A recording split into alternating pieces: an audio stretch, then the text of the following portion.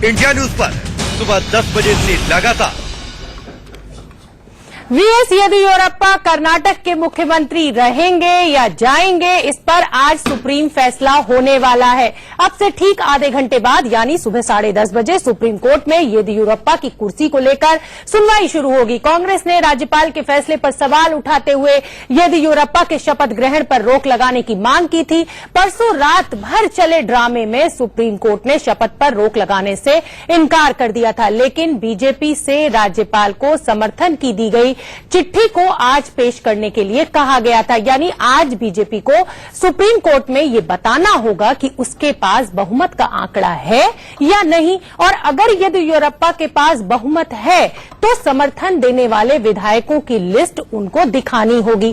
कर्नाटक के इस सियासी संकट पर चर्चा करने के लिए हमारे साथ देश का सबसे बड़ा पैनल मौजूद है। सुप्रीम कोर्ट से बेंगलुरु तक हर खबर सबसे पहले देने के लिए हमारे साथ 3 सहयोगी हमारे मौजूद हैं। सुप्रीम कोर्ट से एडिटर न्यूज आंचल आनंद हमसे जुड़ेंगी, आशीष सिन्हा भी वहां पर मौजूद है। बेंगलुरु से सीनियर एडिटर प्रकाश पांडे हमारे साथ लाइव होंगे।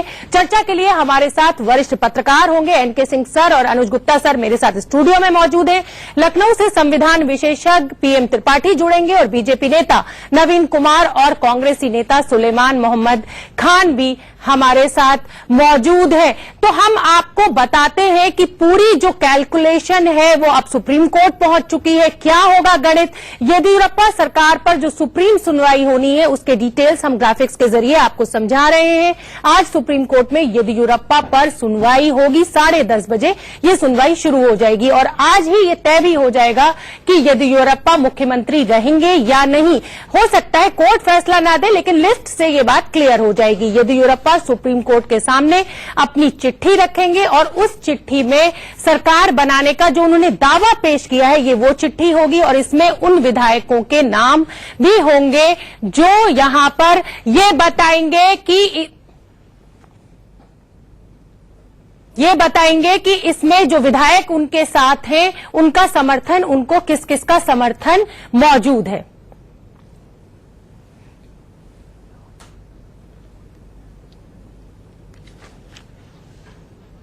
हमारे साथ हमारे सहयोगी रजत राकेश टंडन भी जुड़ गए हैं, हमारे सीनियर एडिटर राकेश कुमार सिंह भी जुड़ गए हैं, एनके सिंह सर, अनुज सर मेरे साथ स्टूडियो में मौजूद है, आशीष सुप्रीम कोर्ट में मौजूद है। आशीष, आप हमें ये बताइए, आधे घंटे बाद ये बड़ी सुनवाई, महासुनवाई कहना इसको गलत नहीं होगा क्योंकि कर्नाटक का भविष्य इस समय अधर में है। येदियुरप्पा मुख्यमंत्री रहेंगे या कुमारस्वामी बनेंगे, कितनी देर में शुरू हो रहे हैं और क्या हलचल है वहां पर?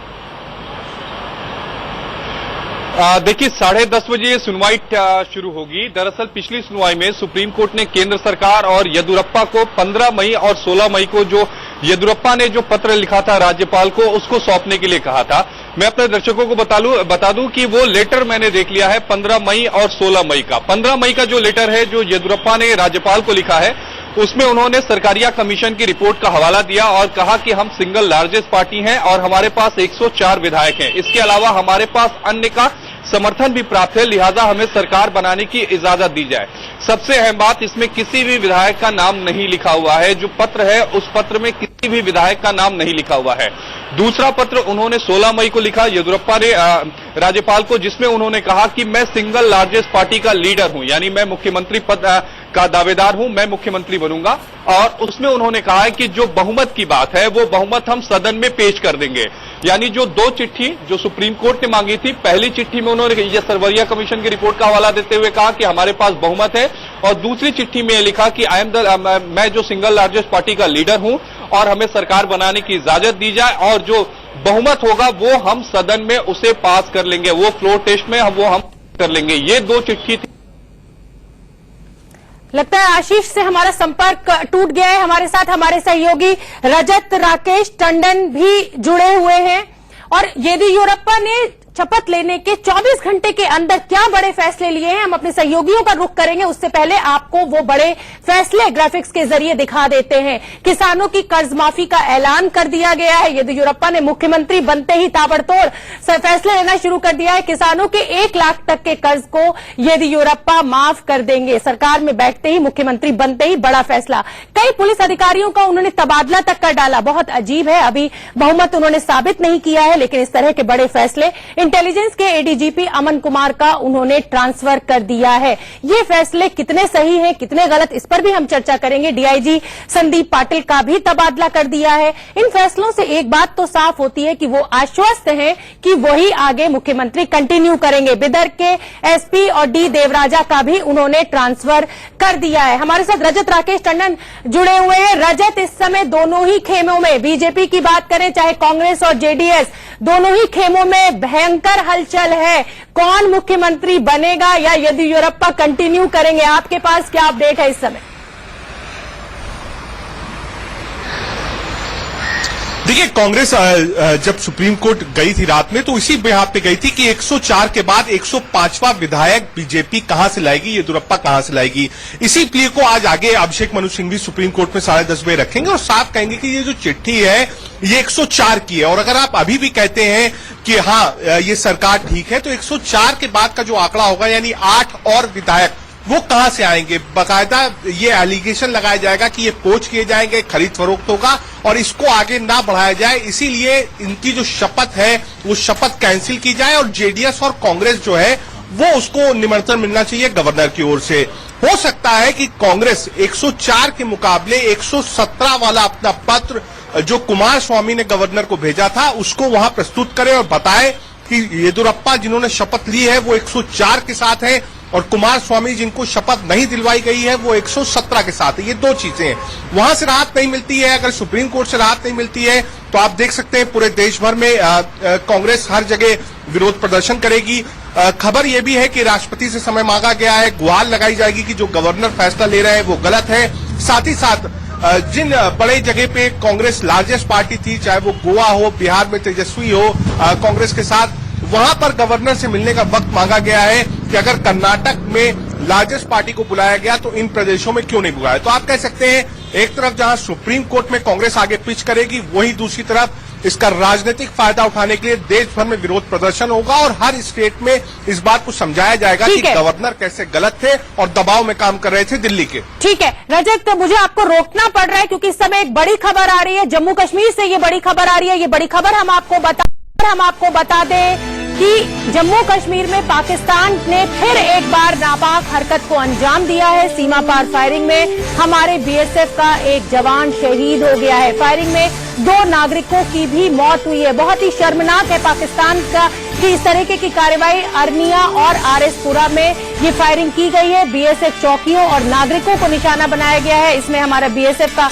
एक जवान शहीद हो गया, 2 नागरिक भी मारे गए हैं। जम्मू कश्मीर में पाकिस्तान की एक और नापाक हरकत, इस समय की बड़ी खबर हम आपको बता रहे हैं। सीमा पार फायरिंग में हमारा बीएसएफ का एक जवान शहीद हुआ।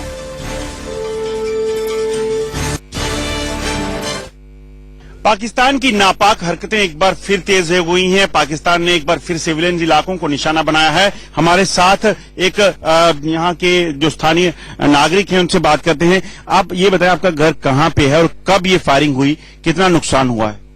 नुकसान हो गया 10-20 हज़ार, पीछे दीवार टूट गई है, चादर टूट गई ना, बरांडा टूट गया। ਪਿਆ ਕਿੱਥੇ? घर के उपर। ਛੱਤ ਦੇ ਉੱਪਰ ਪਿਆ? हाँ जी। ਤੁਸੀਂ ਕਿੱਥੇ ਹੋਲੇ? अं सुते थे सवेरे घर। ਫਿਰ ਉਹਦੇ ਬਾਅਦ ਕੀ ਕੀਤਾ? उस तो बाद नठे इथों नठ के गए पीछे नमसर। ਕਿੰਨੀ ਦੂਰ ਹੈ ਤੁਹਾਡਾ ਗ੍ਰਾਮ ਬਾਰਡਰ ਕੋਲ?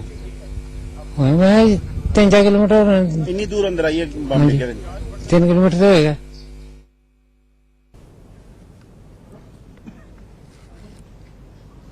का आज क्या होगा, येदियुरप्पा कहां से ब्रेक के बाद आपका स्वागत है। तो येदियुरप्पा पे सुप्रीम सुनवाई अब से कुछ पलों बाद, लगभग 10 मिनट बाद शुरू होने जा रही है।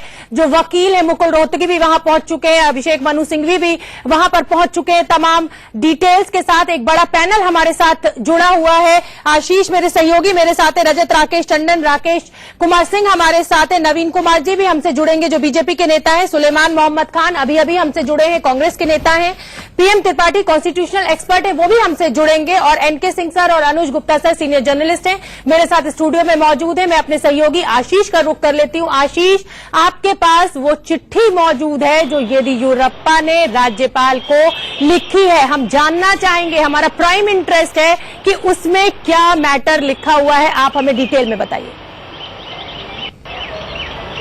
देखिए, 2 चिट्ठी लिखी है येदियुरप्पा ने राज्यपाल को। पहली चिट्ठी उन्होंने 15 मई को लिखी है जिसमें उन्होंने सरकारिया कमीशन जो 1989 का है उसकी रिपोर्ट का हवाला दिया गया है और ये कहा गया है कि हम सिंगल लार्जेस्ट पार्टी है, लिहाजा हमें सरकार बनाने के लिए आमंत्रित किया जाए। उन्होंने उस चिट्ठी में यह लिखा है कि हमारे पास 104 प्लस हमें अन्य का समर्थन प्राप्त है और हम बहुमत साबित कर सकते हैं, इसलिए हमें सरकार बनाने की इजाजत दी जाए। 16 मई को उन्होंने एक और चिट्ठी लिखी जिसमें उन्होंने कहा मैं सिंगल लार्जेस्ट पार्टी का लीडर हूं, हमें सरकार बनाने दिया जाए, और जहां तक रहा सवाल बहुमत का तो हम उसे सदन में साबित कर देंगे। सबसे अहम बात है कि इस चिट्ठी में फिलहाल किसी विधायक का नाम नहीं लिखा हुआ है कि आखिर कौन कौन से विधायक हैं जिनके दम पर ये बीजेपी ये कह रही है हम फ्लोर पर अपना बहुमत साबित कर देंगे। यही बात आज कांग्रेस की तरफ से सुप्रीम कोर्ट में उठाई जाएगी कि उन्होंने चिट्ठी में ये जानकारी दी है कि आखिर वो कैसे अपना बहुमत साबित करेंगे। थोड़ी देर बाद लगभग 10:30 बजे इस पूरे मामले पर सुनवाई होगी। सबसे पहले वो चिट्ठी अदालत को सौंपी जाएगी और उसके बाद ये पूरी प्रक्रिया आगे चलेगी। अभी तक का जो इतिहास रहा है कोर्ट का, कोर्ट ने डायरेक्ट किसी प्रधानमंत्री या मुख्यमंत्री को पद से उनके नहीं हटाया है। जो फ्लोर टेस्ट है, चाहे वो एसआर बोमई केस का जजमेंट हो या जो तमाम जजमेंट है, फ्लोर टेस्ट को आखिरी विकल्प कहा गया है और फ्लोर टेस्ट पर आपको बहुमत साबित करना पड़ता है। यही बात येदियुरप्पा ने भी अपनी चिट्ठी में लिखी है और यही दलील उनके सामने कोर्ट में भी उनके सर पर रखी जाएगी कि अगर कोर्ट को लगता है तो वो प्री पॉन करेगा। देखिए, यहाँ पर कोर्ट यही कह सकता है कि जो 15 दिनों का जो समय है उसको प्री पॉन कर सकता है। वो 7 दिन। जस्टिस बोबड़े ने पहले ही कह दिया था कि 15 दिन का समय बहुत है। आशीष, हम फिर आपका रुख करेंगे, समय की थोड़ी सी पाबंदी है, रुकेंगे एक छोटे से ब्रेक के लिए, कहीं मत जाइए क्योंकि ब्रेक से लौटते ही हम आपको बताएंगे कि सुप्रीम कोर्ट के पास, सबसे बड़ी अदालत के पास आज क्या क्या विकल्प हो सकता है। इस पूरे खेल में आपका स्वागत है। येदियुरप्पा मामले पर, कर्नाटक के चुनाव के मामले पर सुप्रीम सुनवाई जो है वो अब से 7 से 8 मिनट बाद लगभग शुरू हो जाएगी। भारी भीड़ इस समय सुप्रीम कोर्ट पे जुटी हुई है। हमारे सहयोगी वहां पर मौजूद है, हमारे दो सहयोगी आंचल जी और आशीष सिन्हा वहां पर मौजूद है। एक बड़ा पैनल मेरे साथ न्यूज रूम में मौजूद है, एनके सिंह सर। विकल्प जो है सुप्रीम कोर्ट के वो हम टीवी स्क्रीन पर अपने दर्शकों को दिखा रहे हैं, लेकिन इस केस में दोनों ही पक्षों ने, जेडीएस और कांग्रेस और बीजेपी, दोनों ने ही SR Bommai case, Rameshwar Prasad judgement और सरकारिया कमीशन जजमेंट का उदाहरण दिया है। दोनों ही पक्षों ने। आपको क्या लगता है इन तीनों उदाहरणों में से या तीनों कौन सा सही बैठता है इस केस में कर्नाटक के चुनाव से जोड़कर? देखिए, पहले तो इसको हम सही कर दें कि सुप्रीम कोर्ट के पास विकल्प नहीं होते हैं, सुप्रीम कोर्ट के पास क्वेश्चंस होते हैं। किन इश्यूज को उसको आज ट्राई करना है, किन इश्यूज को उसको देखना है। 3 क्वेश्चंस क्या हैं? गवर्नर जिस फैसले पे पहुंचे हैं कि येदियुरप्पा को शपथ दिलाई जाए, इस फैसले के पीछे जो उनका डिस्क्रिशन है, डिस्क्रिशन शून्य में नहीं होता है और इसके लिए बहुत बड़े, दुनिया के एक बहुत बड़े जज हुए हैं, उन्होंने, जस्टिस कुक, उन्होंने कहा था कि डिस्क्रिशन जब भी होता है तो उसको देखा जाता है कि इसमें से गलत निकाल दो, जो सही है उस पर अपना डिस्क्रिशन रखूं। तो कोर्ट ये देखेगा कि जिस मटेरियल के बेसिस पे वो इस फैसले पे पहुंचे हैं क्या वो सही है, उस फैसले पे पहुंचना। दूसरा क्वेश्चन ये है कि क्या 15 दिन का टाइम देना मुनासिब था, क्या इससे हॉर्स ट्रेडिंग नहीं बढ़ेगी या कॉन्स्टिट्यूशनल जो अरेंजमेंट है वो फेल नहीं होगा। दूसरा ये है। तीसरा है कि क्या शपथ के पहले कोई विधायक या सांसद, इस केस में लेजिस्लेटर, स्टेट लेजिस्लेटर है, वो शपथ अगर नहीं है उसके पास तो क्या वो कर सकता है, जैसे शपथ बिना लिए हुए क्या वो पार्टी छोड़ सकता है? उस दिन ना आएगा तो जाहिर है कि बीजेपी को एडवांटेज होगा। नंबर ऑफ वोट कम हो जाएंगे। हाँ, नंबर ऑफ वोट जिससे डिसीजन हो टोटल, टोटल सदन में वोट मौजूद विधायक कम हो जाएंगे। तीसरा केस ये है जो कि वो देखेगा। ये 3 बेसिक केसेस हैं। इन्हीं केसेस के लिए उसने दोनों चिट्ठियां मंगाई हैं, जिन चिट्ठियों में वो मटेरियल टर्म्स में देखना चाहता है कि डिस्क्रिशन जब गवर्नर ने इस्तेमाल किया तो इस पे वो पहुंचे कैसे, वो प्रोसेस क्या था, वो रेलेवेंट मटेरियल क्या था जिसके आधार पे वो इस फैसले पे पहुंचे हैं।